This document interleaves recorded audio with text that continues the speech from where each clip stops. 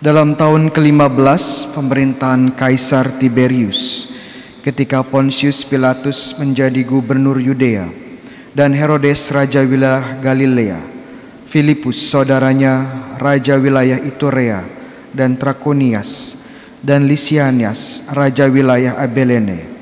Pada waktu itu Hanas dan Kayafas menjadi imam besar. Datanglah firman Allah kepada Yohanes, anak Zakaria, di padang gurun. Lalu datanglah Yohanes ke seluruh daerah Yordan dan memberitakan pembaptisan tobat untuk pengampunan dosa, seperti ada tertulis dalam nubuat-nubuat Yesaya. Ada suara yang berseru-seru di padang gurun, persiapkanlah jalan untuk Tuhan, luruskanlah jalan baginya. Setiap lembah akan ditimbun, setiap gunung dan bukit akan menjadi rata. Yang berliku-liku akan diluruskan, yang berlekuk-lekuk akan diratakan, dan semua orang akan melihat keselamatan yang dari Tuhan. Demikianlah sabda Tuhan. Terpujilah Kristus. Saudara-saudara yang terkasih, memasuki masa Advent kedua atau Minggu Advent kedua, kita bertemu dengan sosok Yohanes Pembaptis. Yohanes Pembaptis, dan mungkin saya membuat sedikit klarifikasi ya, karena seringkali saya mendengar sebuah pertanyaan dari umat, Romo, apakah Yohanes Pembaptis ini yang menulis Injil Yohanes? Jawabannya bukan. Mungkin saya akan sedikit terangkan bahwa pada zaman Tuhan Yesus yang namanya Yohanes itu cukup banyak, ya cukup banyak, dan sehingga harus dibedakan ya Yohanes 1 dengan Yohanes yang lain. Caranya bagaimana? Ya pertama dilihat siapa nama orang tuanya. Yohanes Pembaptis, orang tuanya siapa? Pisang 2 ya. Namanya Elisabet dan Zakaria ya. Sedangkan Yohanes yang menulis Injil Yohanes, Injil keempat, itu orang tuanya siapa? Zebedeus, ya, anak-anak Zebedeus. Jadi dari sini saja kita lihat ini dua orang yang berbeda, memiliki dua peran yang berbeda. Yang satu mempersiapkan jalan Yesus, yang satu muridnya Yesus yang menulis Injil keempat. Ya, kita kembali ke sosok Yohanes Pembaptis. Dia juga dikenal sebagai seorang pembaptis karena dia membaptis. Ya, jadi kita bisa lihat seorang dikenal di kitab suci kalau enggak dari nama bapa dan ibunya, ya dari profesinya. Seorang yang membaptis seperti Yesus, seorang tukang kayu. Kurang lebih seperti itu. Yohanes Pembaptis ini salah satu tokoh yang cukup menonjol dan berpengaruh di dalam Injil. Keempat Injil menyebutkan kisahnya. Dan keempat Injil setuju bahwa Yohanes Pembaptis ini seorang nabi besar yang tidak takut dengan apapun. Ada sebuah episode bahkan ya dia mengkritisi raja wilayahnya yang namanya Herodes Antipas.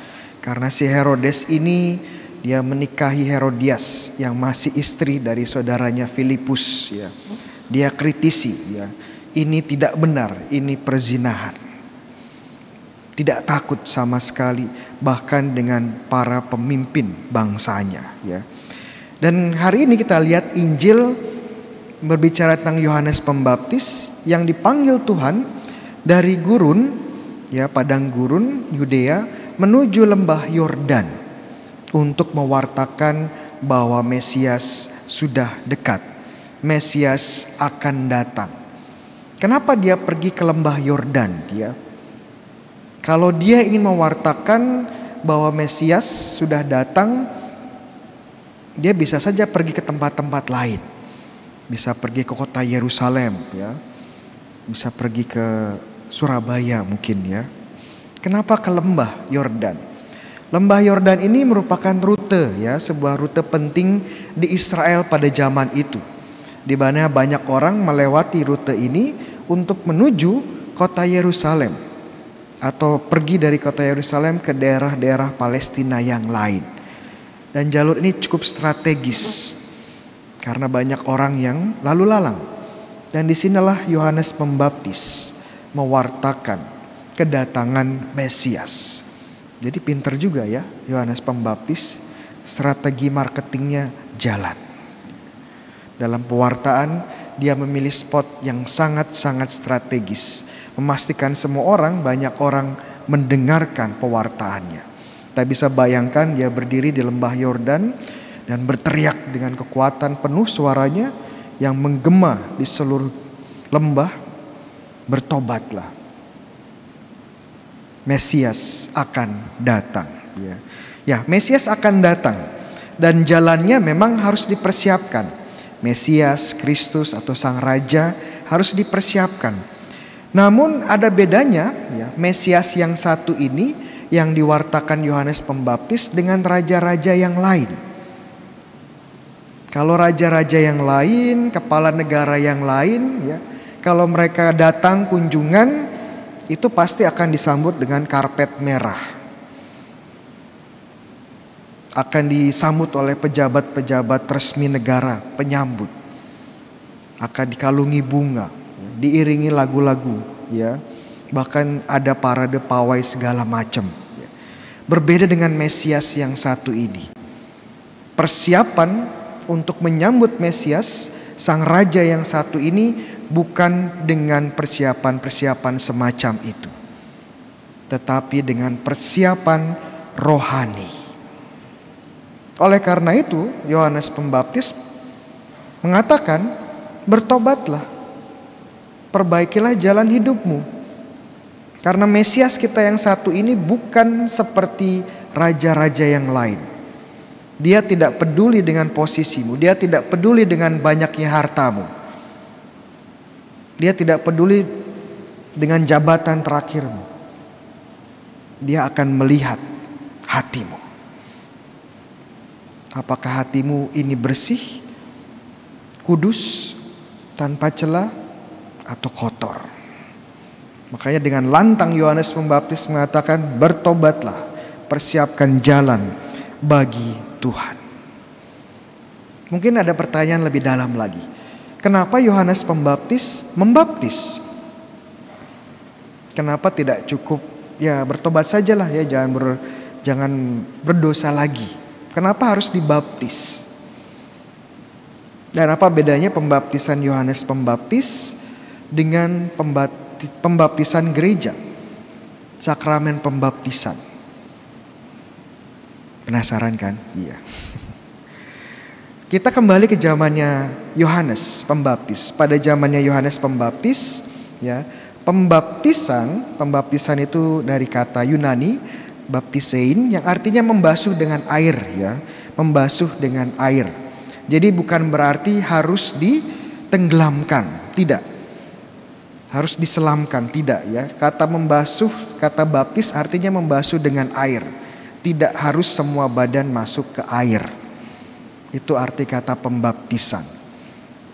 Nah, yang menarik kalau kita kembali ke zamannya Yohanes Pembaptis, upacara atau pembaptisan atau pembasuhan dengan air di zamannya Yohanes pada zaman itu di Israel tidak hanya untuk kebersihan, tidak hanya untuk higienistas, ya, tetapi juga sebagai ritual pentahiran. Ritual yang membersihkan dari kenajisan. Romo, najis itu apa? Ya, najis itu apa? Ya, kalau kita kembali juga ke zamannya Tuhan Yesus, najis itu adalah kalau mereka lebih tepatnya bersentuhan dengan hal-hal yang berhubungan dengan kematian. Contohnya mereka bersentuhan dengan darah, ya, atau bersentuhan dengan jenazah atau mayat binatang. Ini membuat mereka menjadi najis. Dan karena najis, mereka tidak bisa memasuki tempat-tempat peribadahan. Tidak bisa beribadah. Makanya di Yerusalem, ya, sebelum mereka memasuki bait Allah tempat beribadah, Di sekitar Yerusalem, di kota Yerusalem pada zaman itu ada semacam kolam-kolam kecil. Kolam-kolam kecil yang disebut sebagai mikvah.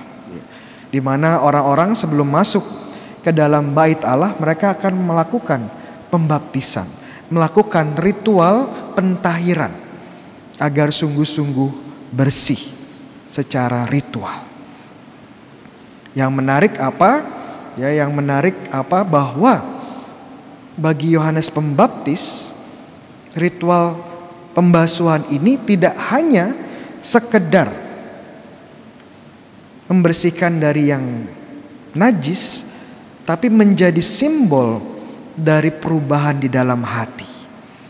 Karena percuma hanya melakukan ritual yang ada, tetapi hatinya jauh dari Tuhan. Tidak ada pertobatan. Ini menjadi satu elemen dasar yang diwartakan Yohanes Pembaptis.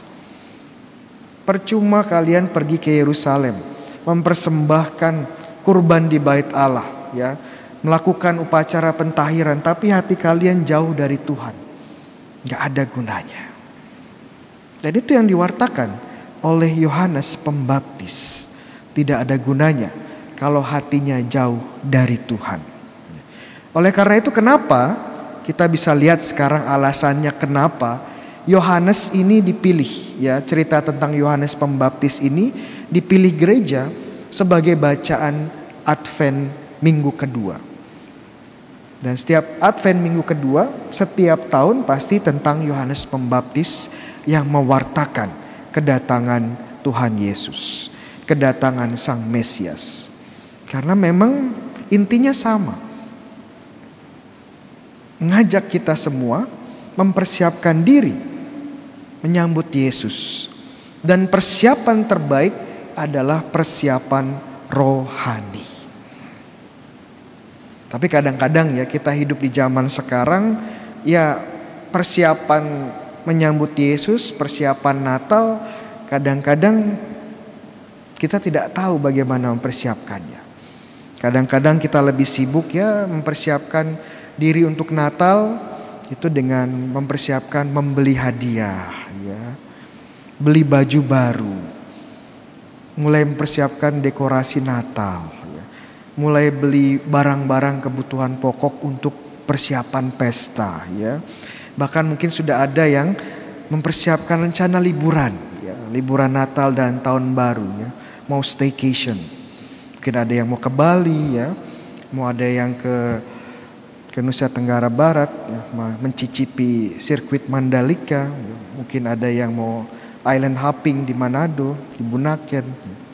Semua sudah disiapkan. Bahkan tahu kalau PPKM level 3 terabas terus, ya. Gak peduli PPKM level 5, level 6, level 7, pangkat 12 gak masalah, terabas, ya. Kadang-kadang saya aneh sih. Liburan semangat, terabas saja apa halangan, tapi pas ke gereja mendung dikit, gerimis dikit, nggak jadi. Persiapan rohaninya di mana? Otot rohaninya di mana? Ya. Kadang-kadang kita sibuk juga ya dengan persiapan Natal. Ada latihan kur, ya, latihan mazmur. Putra altar ya sudah latihan juga dari sekarang. Petugas-petugas liturgi sudah mempersiapkan diri dengan baik. Tentu ini hal-hal yang baik.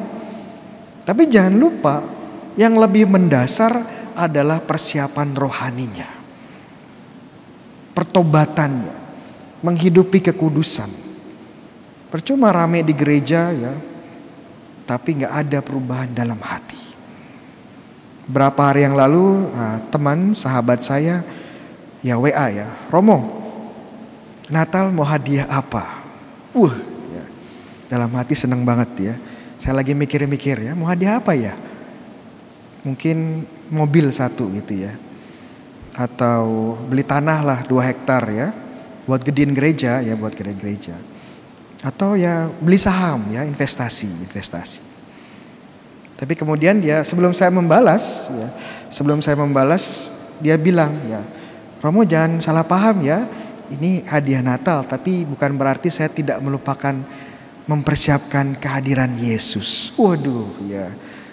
Puji Tuhan ya, dia masih ingat dengan Tuhan Yesus, mempersiapkan diri untuk Tuhan Yesus ya. Saya balas puji Tuhan ya. Tapi saya tambahin ya, jangan lupa juga ya hadiahnya tetap ada ya. Ya, bercanda dikit ya. Jadi kadang-kadang kita lupa apa sebenarnya esensi dari Advent, esensi dari persiapan untuk Natal. Makanya Yohanes Pembaptis menjadi model dari kita yang selalu mengingatkan kita untuk mempersiapkan Yesus dengan persiapan rohani. Itu kenapa warna yang dipakai oleh Romo saat masa Advent itu ungu. Warna ungu itu warna yang sama dengan warna masa Prapaskah. Nggak ada bedanya. Yang dipakai ya kasula ini yang dipakai ya sama dipakai saat masa Prapaskah. Karena memang artinya sama. Artinya pertobatan, artinya latihan rohani. Yang satu untuk mempersiapkan kedatangan Yesus, yang satu masa Prapaskah untuk bersatu dengan penderitaan, kematian dan kebangkitan Yesus. Tapi intinya sama, pertobatan. Dan ini yang kita panggil, kita dipanggil untuk ini. Jadi, kenapa kita lihat ya Yohanes Pembaptis menjadi model kita pada hari ini. Sama seperti Yohanes Pembaptis yang mengingatkan orang-orang pada zamannya mempersiapkan jalan bagi Mesias dengan perubahan hati, gereja juga memanggil kita untuk mempersiapkan kedatangan Tuhan dengan pertobatan sejati dan olah rohani. Amin.